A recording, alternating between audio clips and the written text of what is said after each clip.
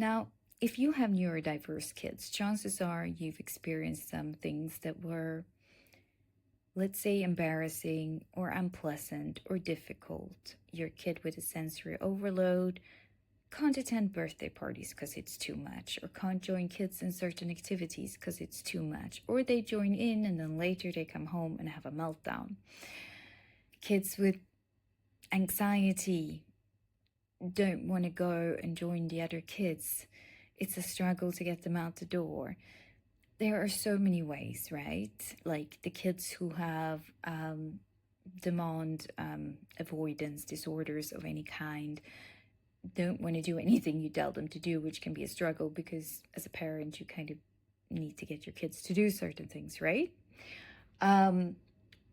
So this sometimes leads to rejection, not because people are mean, but because they don't know how to deal with it, and they don't understand your child's needs. Why is the child acting like they're 2 when actually they're 8? Well, because they're maybe not emotionally as developed as your average 8-year-old, or they can't control.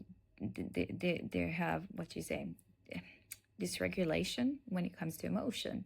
So for a regular kid not getting the candy, well, they didn't get the candy. For the kid who can't regulate their emotions, this could lead to, such intense feelings that they start crying like a 2-year-old.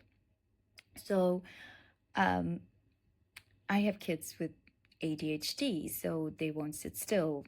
It can lead to a full-blown panic attack or meltdown if they're forced to sit still, and this was especially true before meds. So at one point, I tried joining like a local spiritual kind of community. I'm not big on organized religion, but this was the Unitarian Church. And it was like one of those places, super nice community. People could do whatever. And I really value, like spiritual lessons in general. I believe there's a lot of, good stuff and wisdom in all religions. I'm just not into dogma. So, we joined this like community.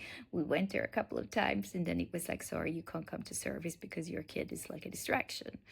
And I was like, oh my God, I've been rejected in the house of God, And at the time, I took it really hard because it was hard for me to make friends because I can't attend.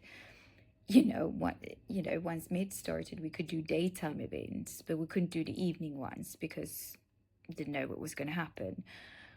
And for a while we couldn't do anything. Well, we could, but it was just very difficult because my child couldn't regulate at the time. Now it's a different story, but back then, and so, if you ever meet a parent who has a child who's acting out a lot, maybe stop and just ask them why. I mean, in this case, I had an honest conversation with them, and, I actually want to go back there now, but this was years ago. But it hit me hard at the time, and I avoided it. I was like, I know I could go by myself, but I mean, if my child isn't welcome, and I understand it on a technical level, I get it. He was running around. It was disruptive. They were scared something was going to happen if I wasn't with him the whole time. But it's hard. It can be really hard. So just, treat people with care.